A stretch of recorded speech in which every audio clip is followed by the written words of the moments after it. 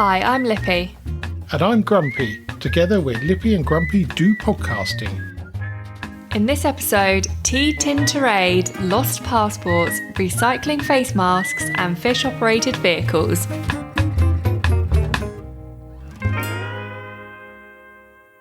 Now, Lippy. Hello.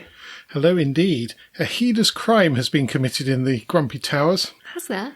Yes, and I know there's some dreadful things going on in the world at the moment. Nevertheless, within the confines of Grumpy Towers, somebody used the last tea bag in the caddy and didn't refill it. Oh my god. Yes. Drama. Big drama. But fortunately, I buy years' worth of tea bags at a go. So there's always plenty to be had. But I was quite disappointed when I opened the tea caddy to find no tea bags. No tea bags. Disgraceful. Yeah, you would not have seen that behaviour when I lived at the house. No, indeed not. But the person concerned is on a disciplinary. Okay. Hopefully it won't happen again. Now, that's not the only excitement this week. It is not. Our planned skiing trip has got a bit ping-tong, as they say. Yeah. Yes. So it started on Sunday. We're recording this on Shrove Tuesday. So happy Pancake Day if you're... Oh, happy Pancake Day. Oh, you had yours yesterday though, didn't you? I did, because Chris works late on a Tuesday, so instead of doing late night pancakes, I just had them yesterday, and I might do it again tonight. Treat myself. Yes, there was quite a nice video of you flipping a pancake. Yeah, I'm actually quite good at that, surprisingly. Yeah, well, you're not being over-ambitious, which is to throw it right up in the air to see how high you can get it. That's when it goes wrong. So.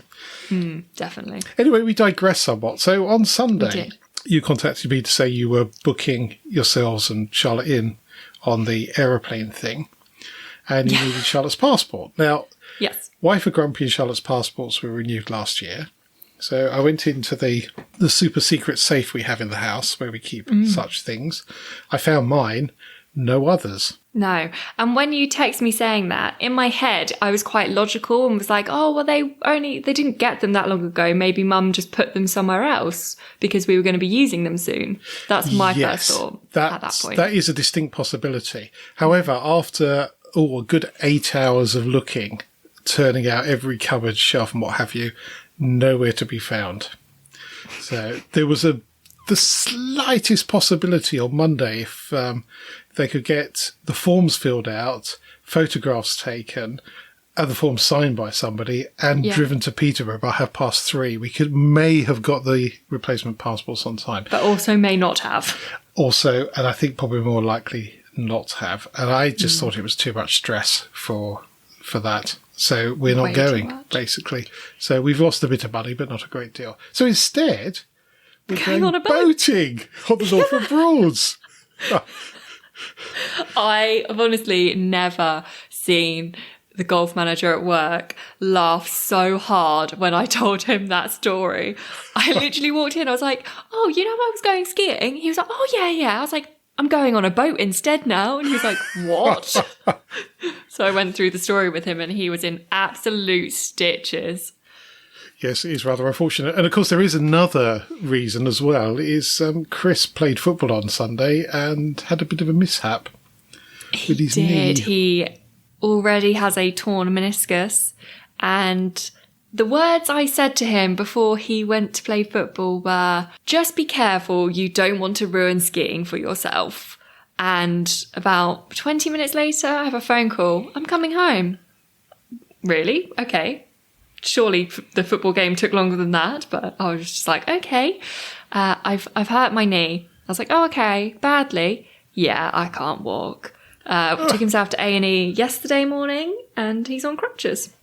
Dear, oh dear. So I think all in all, it just points at best not going, really. Yes. He was very relieved, actually, to hear that Mum had made a massive mistake and that we weren't able to go, because I think he had kind of just made the decision that he was going to take the switch and spend most of the time in the chalet whilst we went out skiing. Honestly, if that had happened, he probably would have spent a lot of time with me, because I don't think I've got enough energy to ski a great deal. So it wouldn't have been the best skiing experience for me either at the moment. But yes, I have commented a few times. He's been saying a lot about how amazing he is at skiing.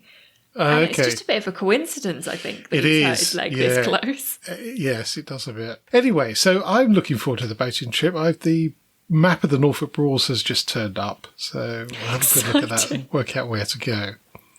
And hopefully Wife of Grumpy won't get stopped by the river police again. Yes, that did happen last time we went. And she made the mistake of arguing with them as well, which is very stupid. Yes, I needed to accelerate to overtake before the corner. No, you didn't. That's not a valid reason. It's not at all. Well, I thought we might be able to do a bit of podcasting from the boat if I take my portable equipment. There is a mobile phone. Well, it would be if there is a mobile phone signal in Norfolk, which I suspect we could do an on board with Lippy and Grumpy. We could. What a great idea! So that will be in a couple of weeks. So we'll see how we do with that. Anyway, back to normal Lippy and Grumpy stuff. We had the usual live update from Davros on Friday. And obviously he picked up on my mistake of confusing Jeff Lynne and Jeff Wayne and then pointed out later on it's a live review. Anyway, Davros has mentioned about the War of the Worlds experience and the fact you didn't mention the Thunderchild, which was a boat that was quite pivotal in the musical and the, not the film, but in the original book. Did that feature at all in the interactive? I think it did, but not to the extent where I knew what that means. Ah, okay. So it might have been one of those things, if you were familiar with the story, you would have gone, oh, yeah, I know what that is. Yeah, so there is a part where you're in a boat. Oh, okay. So that's possibly I assume that's part would then be showing those scenes. Davros, it is in there. Don't panic. And he also made a very generous donation to Charlotte's Shine Night Walk in September. Thank you very much for that. And asked about the Roulette Hustler and what became of him. Well, the reason I put links into the webpage is so that people can go and find out more information. But on this occasion, as you've been so generous, I will tell you what happened. So the gentleman concerned was Richard Jarecki, who made an estimated £8 million in today's money from working out how roulette wheels were biased. And they get biased because there's chips in it and there's wear in it and they're not replaced very often. So he was able, with a painstaking analysis, to place bets and do very well from it. So in 1973, he moved back to New Jersey, where he started a new career as a commodities broker with his billionaire brother. So obviously there's a bit of money in the family. He multiplied his fortune 10 times over. And also his penchant for games passed down to his son, who became the youngest chess master in history at the age of 9. At 9? At 9, yes. I'm 25. I don't even understand chess, let alone play at a masterful level. People have different skills. Davros seemed to think that there may be a pair of concrete boots involved here, because obviously he'd taken quite a lot of money from the casinos. But no, Richard passed away in 2018 at the age of 87. So he lived a very long life. Now, what bathroom news do we have? It's basically done. Excellent. I can see what looks like a bath panel in the background. Yes, that is. Ta-da. Yeah. Only I can see that. Only I can see it. Nobody else can see it. I forget. No point moving the camera. Yeah, so the bath panel needs to go on and then the door needs to go on and that's it. Just the door and the bath panels. They fitted the lights and the mirror that has a light behind it today. And I don't know, I think he did a few other bits. They tested the underfloor heating. Brilliant. So I walked in and I was like, oh my God, it's so nice. Yeah. It's not warm, it's just not cold. You know when you step on a tile and you're like, because your feet sting. Yeah.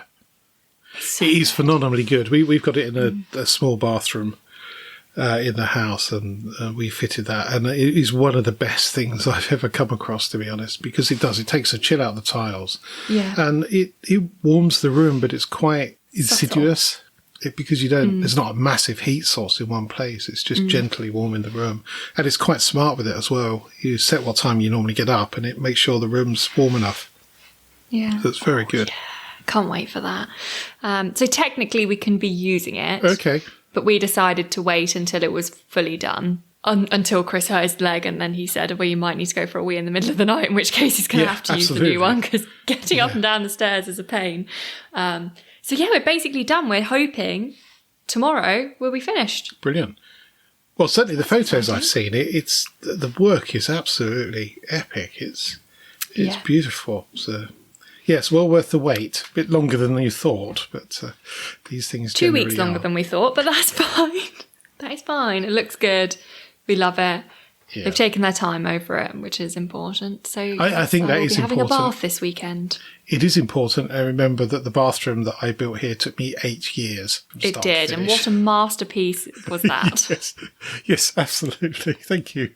Welcome. So during the week, I found a link to some slightly unusual bridal traditions and where some of them came from. Yeah. So there's quite a few here. I'm only going to pick a few on for the list.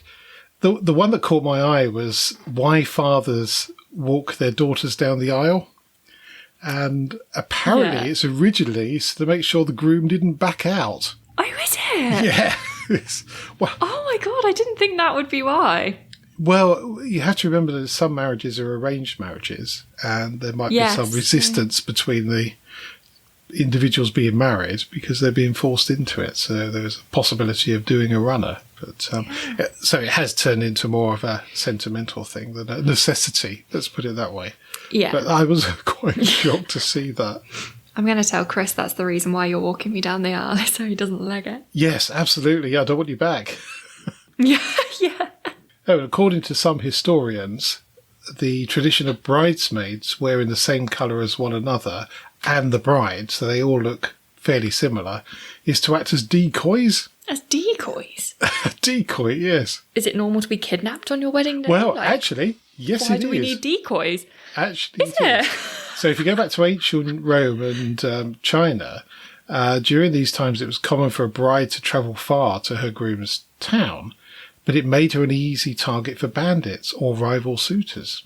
So it's a bit like, sort of, what film is that? The Second Italian Job. So they're not the remake, but the modern one where he's moving the gold and there's a number of different vehicles all leave at the same time, all identical, and you don't know which one it is, although they work it out. But it's that sort of thing. So it acts as a decoy, so you don't know which one actually is the bride. Oh, interesting. It is, isn't it? Yeah. So there's several on there. I'll leave the link for that, although obviously nobody will ever read it, but maybe I'm just bitter. Now, regular listeners will know we're quite into recycling and trying to do our best for the planet whilst driving 22-year-old cars around. Yes. Yes, not quite. Mine has just passed its MOT. Oh, good. Did you have it serviced as well? I didn't because I was a bit stressed about the fact the MOT was coming around rather fast and I couldn't find anywhere that did the MOT and the service at the same time. So I was like, I'm just going to get the MOT done. And then once that's done, I'll focus on the service. Excellent. Okay, well, that's good. Well, it's good the MOT's done. Anyway, one of the things that's distressed me a lot over the last couple of years is disposable face masks. And the amount of plastic. Now, somebody has managed to take those face masks and turn them into batteries. What? Yes, I know. Batteries? Batteries, as in electrical batteries. I don't understand the science behind it whatsoever. But yeah, they can turn disposed face masks into batteries, which is just incredible. Which is great. Yeah. Absolutely. Yeah. So I was really quite... Good for you. Yes. Quite cheered to read that. Yeah. They deserve a pat on the back. They do. I don't know where you take your face mask for this to happen. And this looks like it might be in America. So well, I did something, obviously, where we've moved quite a while ago now. I had a lot of clothes to throw out. Oh, yeah. And instead of just throwing them out, I would never have just thrown them out, to be honest, like in the bin. H&M are doing a recycling scheme, so they'll take any clothes, doesn't even matter, any fabric, as long as it's not too dirty, they'll take it. And then you get a £5 voucher to spend in the store. Oh, wow. Oh, what a great idea. Per bag you take to them. So it's a good idea in the fact that it's recycling the material properly, but also the incentive then means that people actually do it. We were chatting to the guy at the store and he said it is really popular actually for people to be bringing in their stuff because then they get to spend £5 on stuff in the store. Oh, that's brilliant. To replace it. So yeah. Our super secret safe in Grumpy Tales is actually located under a pile of clothing and life jackets. Yes. The effort to get to the safe would deter the burglar from trying to get to the safe. It would deter, but actually I found out that I think so much stuff has been piled on top of it. The handle had actually bent some of the mechanism, and you could actually open and shut it without putting the code in. But brilliantly, Helpful. because it's not a very complicated safe, I actually managed to fix it by removing some screws and taking a pair of mole grips and bending a few things back into place. So it now does lock properly. But I suspect you could open those by just forcing the handle a few times. Yeah. Anyway, it's buried under so much stuff, nobody would ever find it. Anyway, as I was doing that, there was a pile of my clothes thinking, I don't need all of this. And I've not worn some of this for a very long time. Some of it is old clothing, but I do need to have a bit of sort out. And that would actually be perfect. There's nothing wrong with them. Some of the stuff just doesn't fit, or it's work stuff. If they can either recycle or reuse the clothing or recycle the fabric, then that's great. Yeah, so that's exactly what they do. The stuff they can reuse, they reuse, and the stuff that they can't, they recycle to be made into other products. Presumably my work jeans with cuts in them and holes in them, they're just put straight on the rack for people to buy. Yeah, probably, to be honest. They're in fashion. Yes, they do seem to be. I was a fashion leader. Now, something else that caught my eye during the week was an article about Tesla and a thing called lidar sensors. And a lidar sensor stands for light detection and ranging. And basically it's a technology that some of the car manufacturers are putting on their cars so they can detect other cars and obstacles to aid with not automatic driving, but things like lane assist and collision alerts and stuff like that. Okay, cool. And the price of these things has dropped dramatically, as many other things have. But Elon Musk is very sceptical about the whole thing and doesn't want to use them, which is slightly odd. Until you read a bit further into the article and realise that what he's trying to do is actually protect his software. So the software makes that decision rather than using these extra sensors. But they sound brilliant. I mean, they create a three-dimensional map of what's around, and then the computers on board can make decisions about whether you're about to hit the car in front or somebody's going to come into you. So it sounds like a very sensible thing, as long as we don't get people sat in the back reading a magazine thinking they're safe, which is some way from that.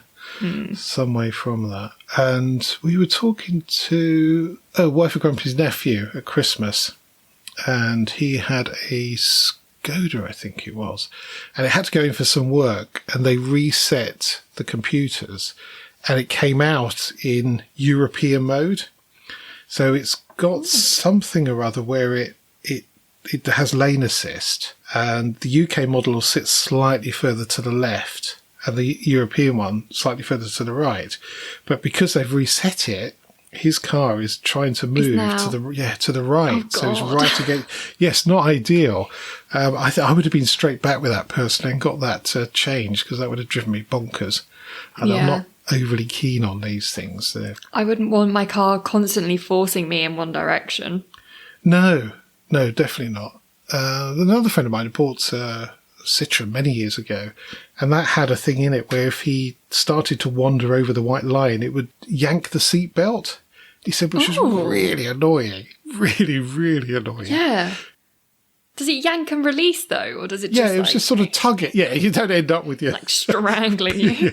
being pulled into the seat. No, it was just as a sort of a poking thing. Like, oi, you're going over the white line. Which, in certain circumstances could be a lifesaver. Yes, yeah. This is turning to be a bit of an earthy and scientific episode, this one. Quite liking this, because my last piece We're breaching a new genre. I don't think we are. I think it's just how the articles have fallen this year. This episode. This one, just this one day. I know it feels like a year in a day, but it's just one day. It certainly does. So one of the things I've learnt in many years of not producing very much food from a small allotment is that you can grow stuff over winter and it dies off, and it dies off in the frost, although we've not had many frosts this year. And it gives nutrients, puts nutrients back into the ground. And the advantage is that it keeps the weeds down, and it's a natural fertiliser. I don't like adding anything other than natural fertilizers to it. Yeah. But obviously, if you're farming and you want to be a lot more successful than I am, you have to use a degree of fertilizers, the ones that are okay to use. So somebody's come up with black-eyed peas. If you grow black-eyed peas in between other crops, so you grow crop 1 year, black-eyed peas 2nd year, another crop 3rd year, black-eyed peas, when they die off, they start to put nitrogen back into the soil.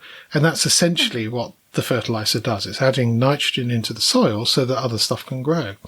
And they reckon you can reduce the amount of fertilizer substantially by having that black-eyed peas. And that's something that you can sell. It's not you're not leaving the fields fallow for a year, every other year. You actually are growing something that people will eat.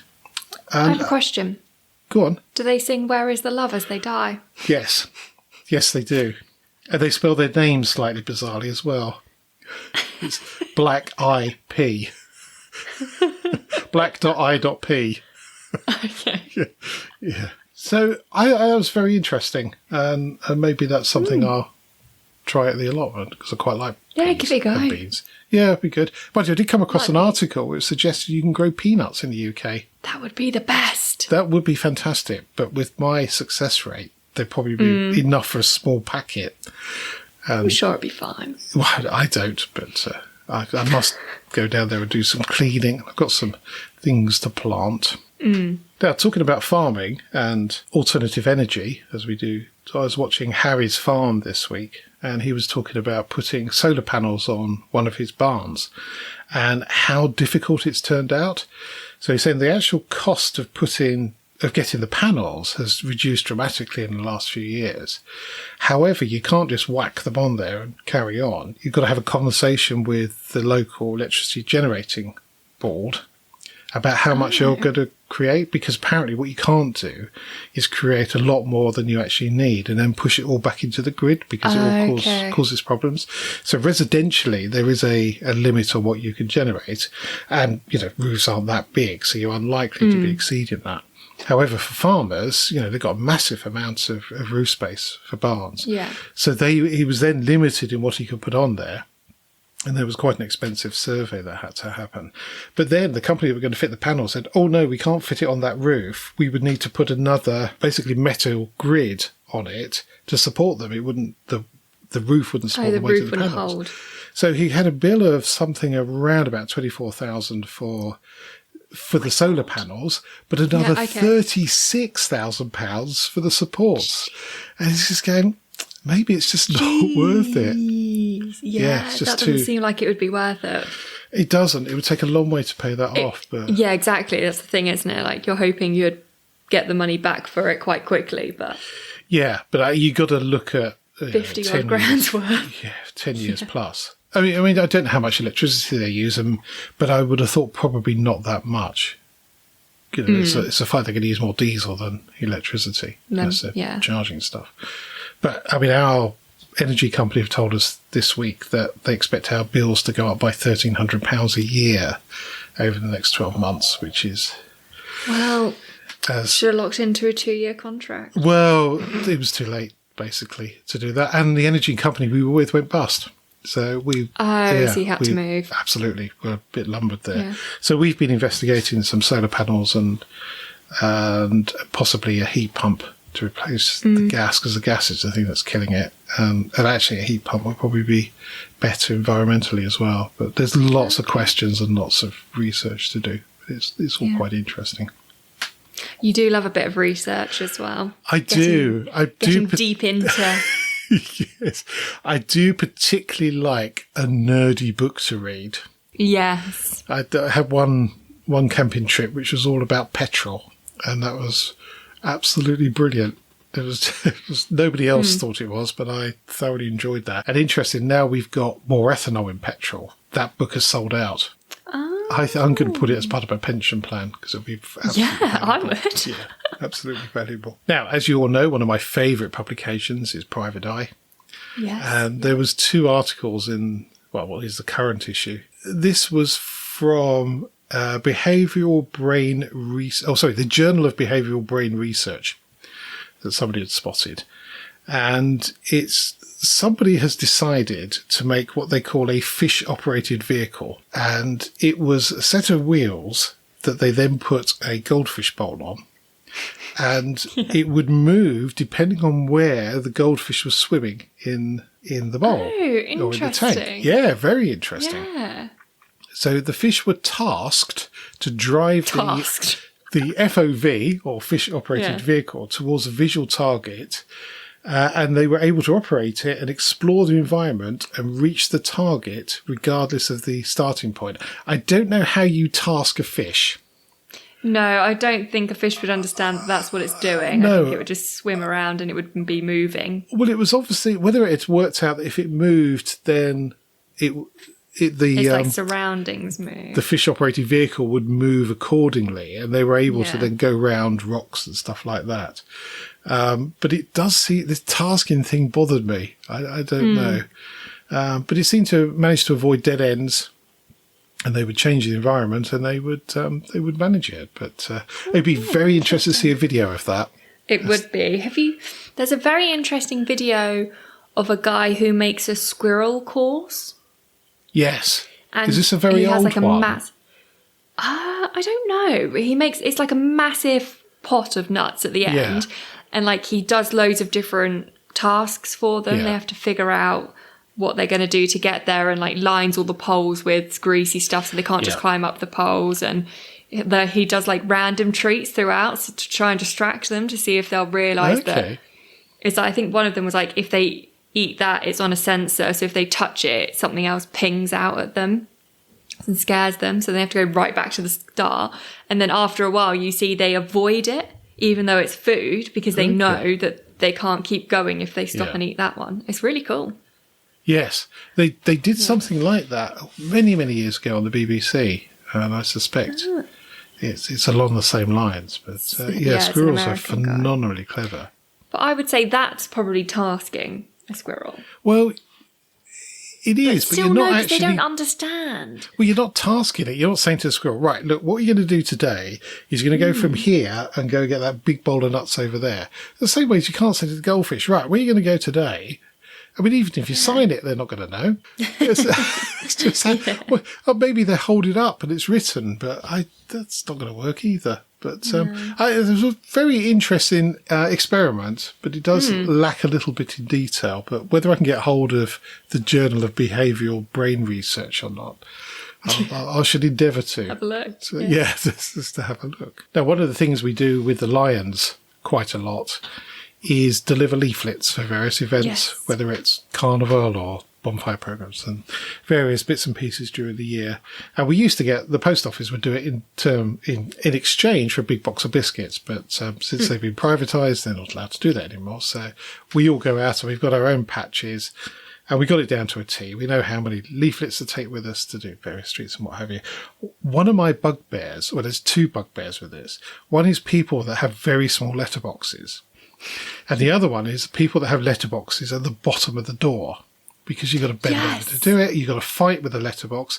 If it's a new door, then they've got all sorts of draft excluders, and you're trying to put this quite flimsy leaflet through this thing, and it's just bending up, and it's just a nightmare. And then you hear a dog bark, and you think, I'm going to lose my fingers here. So it's low letterboxes are not very pleasant.